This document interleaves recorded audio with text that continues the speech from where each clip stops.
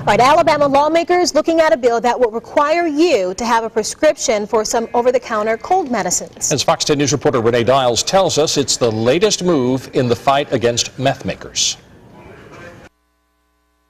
It's not as easy as it used to be to get your hands on some cold medicines.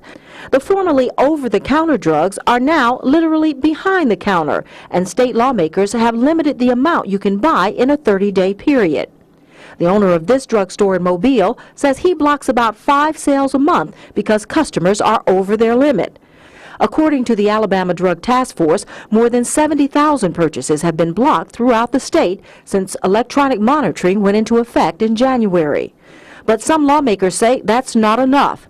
They're looking at requiring a prescription for medicines that contain pseudoephedrine, the main ingredient in the production of methamphetamine.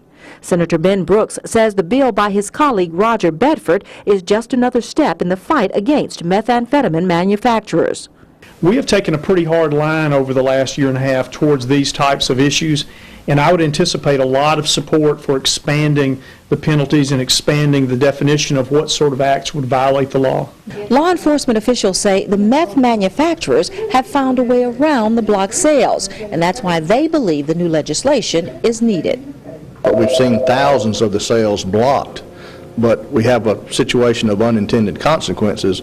And that is that now people are getting others to go buy it. The methamphetamine manufacturers are getting others and sort of bringing in a new class of criminal, just luring them in to pay them money to buy the cold medicine so that they can use it to make methamphetamine. Sheriff Sam Cochran says states like Mississippi and Oregon have seen a dramatic drop in meth labs. He says it's because those states require a prescription to buy pseudoephedrine. The state of Oregon, for instance, has seen as much as a 96% drop in seizures of methamphetamine labs.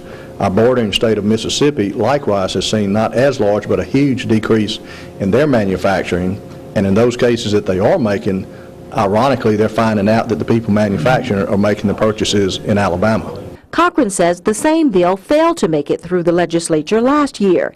He's hoping it goes through this time.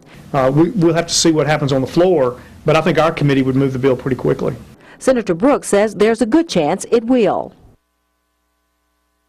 And again, that was Renee Dials reporting. We're told the regular legislative session will start February 7th.